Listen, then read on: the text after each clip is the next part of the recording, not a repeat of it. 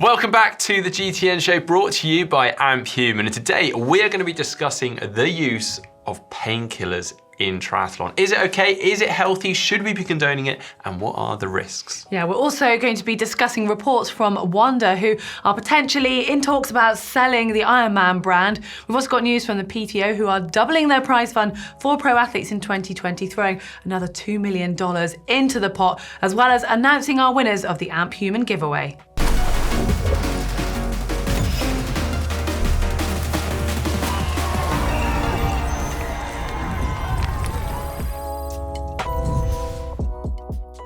Okay, we're going to launch in with a little debate here regarding painkillers in triathlon. Now, it's been reported that as many as 60% of triathletes take some form of painkiller, such as ibuprofen, prior to or during a triathlon event. Why? Well, for some people, it may be that they're carrying some form of niggle or injury into the event, and by taking the painkillers, it will just allow them to get through the event. Whereas for others, they may be taking the painkillers in hope that it's going to alleviate or minimize the feeling of pain during that event and allow them just to push harder or further.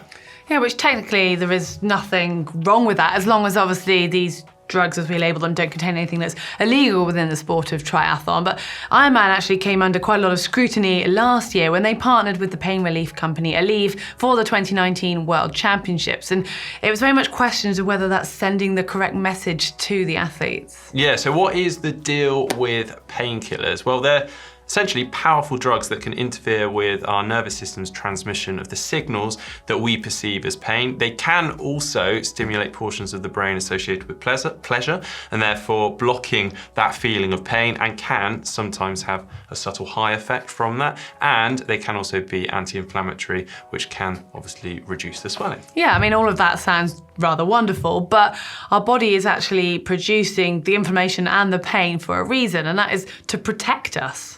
So what are those side effects? Well, it could cause something on a more superficial level, such as just damage to joints and ligaments, because you're pushing yourself through that without realizing. But then it can even affect your organs. For example, you could get stomach issues or even kidney or cardiovascular problems. And then at the extreme end, it can be fatal if it gives you hyponatremia, which is when you have low salt levels, which can lead to kidney failure. And even at the far end of things, stroke or a heart attack. Yeah, now obviously we are not doctors, but aches and pains as a result of, say, a 3.8k swim, a 180k bike, a 42.2 kilometer run, for example, are pretty normal. That's the result of the stresses and strains you're putting on your body during exercise. Now, some events, some ultra events, have actually taken this a step further and banned painkillers during their events due to the health risks. Now, although that is obviously fairly hard to enforce, at least it sends out a pretty good message. Now, personally speaking, if I felt the need to dose up on a bunch of painkillers to get myself through an event, I probably wouldn't do the event. I probably feel like I'm not in a position to do it. But I do appreciate some people out there may have a different opinion on this. So we'd be really intrigued to hear from you guys. Perhaps you do have a really valid reason, a health reason, or you just maybe wouldn't be able to do triathlon if you didn't take them. I mean, I didn't even say this before we came to a course show, but actually as an athlete, there were a couple of times when the doctors gave me the highest painkillers they were allowed to prescribe, because I'd fallen off my horse just before a competition and it was the world champs and I had to compete. So, I can understand so that. it's kind of, I guess it's all how important that is to you, isn't it? And absolutely. what extreme you'll go to. Yeah. Well, we would love to hear from you guys, so please drop any of those comments in the comment section below. Yeah, and it's now time to find out really what you think, and it's time for the GTN poll. So we want to ask you guys, do you take painkillers? I think we mean on a regular basis here, not just if you've got some really, really acute injury, but would you take painkillers generally before you race? And you can enter that poll just up here with a yes or a no. Yeah, now for last week's poll, we asked you, how many of you race duathlon? Yeah, and I was surprised at this result. You maybe weren't so surprised, Mark, because I know you would have said yes, you raced duathlon, but 56% of you said yes, and just 44% of you said no. Well, it is interesting, and I think you'll be pleased to hear for those 56% of you, we are going to be doing some duathlon content, and you have confirmed that for us, so it's coming for you. Well, we soon. might end up with a higher percentage if we ask again in a few weeks. It's now time for Tri News, and we're going to start things off by leaping ahead to 2022. And there has been an announcement of the final 2 potential host cities for the Half Ironman World Championships. And it's come down to between Lahti in Finland and Klagenfurt in Austria. Now, obviously, this year it's going over to New Zealand in Taupo over in November, and then the following year it's going to be St. George, Utah for 2021. Yeah, now both of the cities that are in the running for it already host events. So Klagenfurt is well known, it's an iconic event, it's a beautiful event, takes place in the Southern Alps and already hosts Ironman Austria. And then Lahti in Finland takes place in June, it's been running for the last couple of years and actually starts midday in the afternoon so that athletes can finish under the midnight sun, which is pretty cool. Unfortunately, that's probably not going to happen for the Ironman 70.3 World Champs. If it does take place in Finland, it will go ahead in August, and then if it goes ahead in Klagenfurt, then it will take place in July. Now, we will update you hopefully fairly soon on this in due course as to who gets it. But it's definitely coming back to Europe, which is cool for us.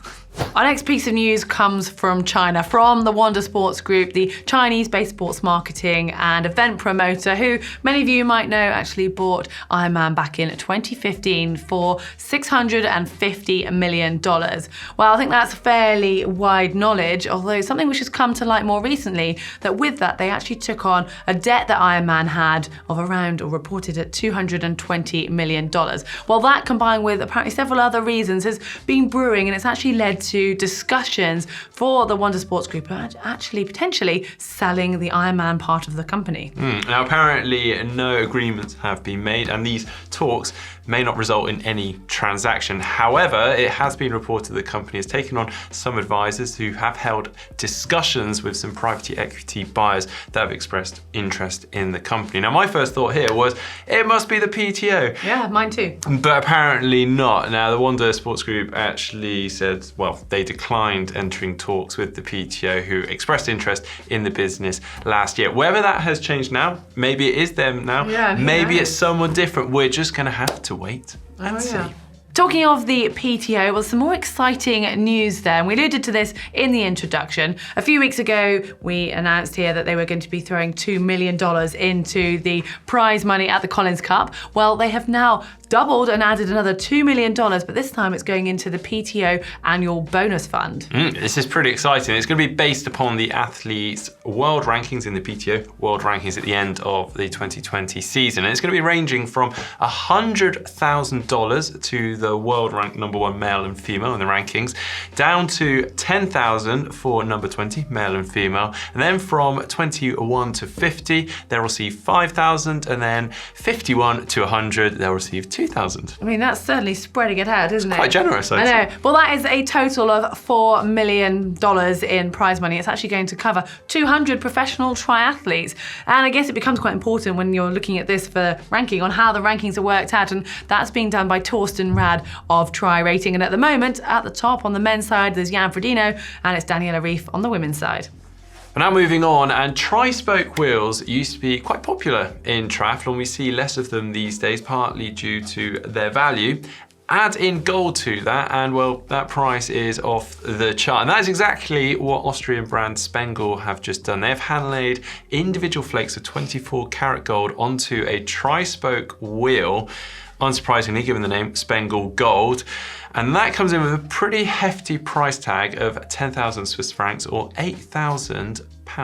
Now, you might think they are designed purely as a wonderful display, because I think if I had those, they would be on my wall and they wouldn't be going anywhere. But they are actually designed to be ridden, and so you can take them out on the road if you want, but I think people would be avoiding the mud if you'd spent that much on a set of wheels. Well, if maybe you can't afford that price tag, but you want to take a look at them, they're going to be on display, I think, several shows. The first time you'll be able to see them will be in Berlin this weekend coming. They're also going to be at the London Bike Show later on in the month. But there's also another option if you go onto Spengel's website, because they have made a different collection that are hand painted, but this time not with gold. So you've got the Molten Lava and the Neon Glitch ranges, and those start from, I think, around £6,700. So still a pretty hefty price tag, but a little bit less if gold's not your thing.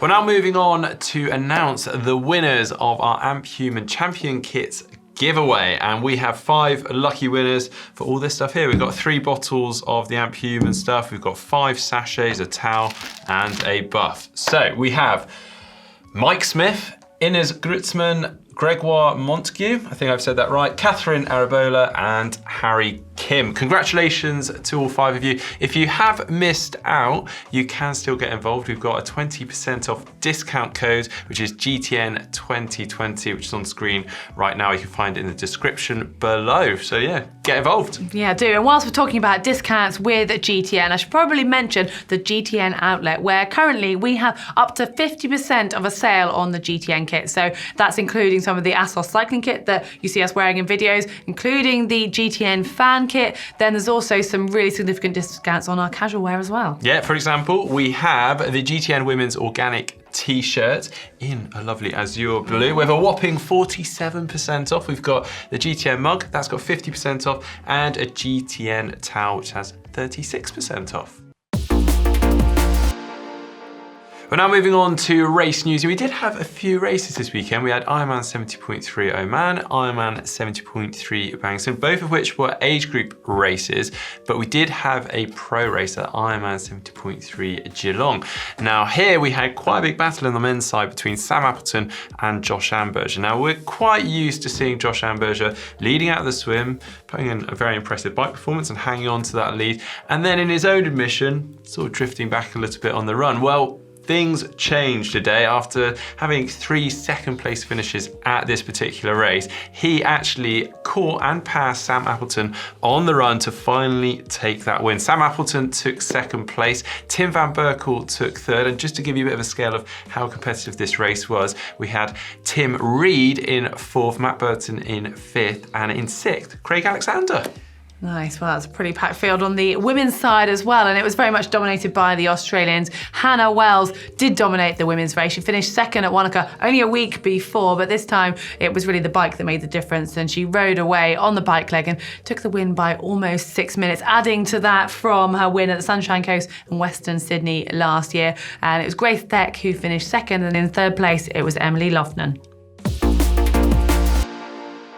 All right, it's now time to take a look at your photos, and we've got a nice selection this week. Starting things off, this one from Peter, his Trek Emonda. He's actually from East Grinstead in the UK, which you can probably tell by, if you look a little bit closely, some of the mud that's around that drive chain. He has actually said if you zoom in, which well, you do see the mud, you also see this little snail sticker of vinyl he's put on.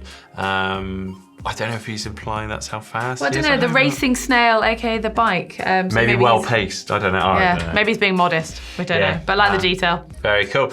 Moving on, we have one from Andre, and this is, well, from Oceanside 70.3, or is he just saying that's the races he's planning on doing? I think that must be the races he did, because then he follows on to, they've just updated their pain cave, but they've added another photo because they met Fraser and I out in Oceanside. Brilliant. Apparently me and Nice as well. So I quite like, well, I love the pain cave. It is beautiful, isn't it? Very nice. That is a work of art. Yeah, nice. 2 screens either side. Proper Lovely. couples pain cave. Now moving on, and I think this is our first winter triathlon photo. This is from Adam on his Focus mountain bike, and this is from the Winter Triathlon World Champs, which he finished third in his age group, in the age group 20 to 24. So congratulations to you. It's nice to get an action shot, isn't it? Brilliant. And next one from Matt, and this is from Vancouver in Canada. You managed to sneak a little ride in on a Sunday, but on a sunny but chilly. What's that, sunny? We don't know that around here. He had to stop and snap a photo of the beautiful Vancouver scenery, and thank you for doing that. It is very nice. And he's on his Look 765 bike.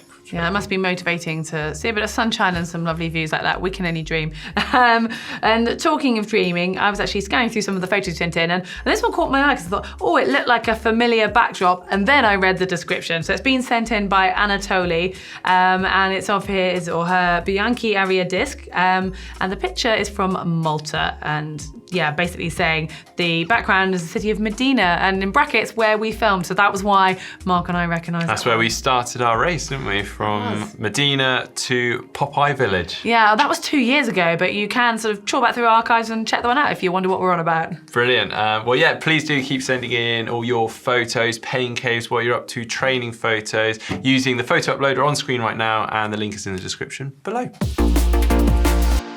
Well, now for the GTN Caption Competition, and starting with last week's photo, which was from Karlovy Vary in the Czech Republic. It's a European Cup, a very good race. And we got this rather entertaining photo of a guy diving in on one of the laps on the swim. And we got loads of captions in. Len Whitrock said, "Before the dolphin kick, there was the frog kick." Nice one. Another run up here from Parker Kurth. "If you're happy and you know it, clap your feet."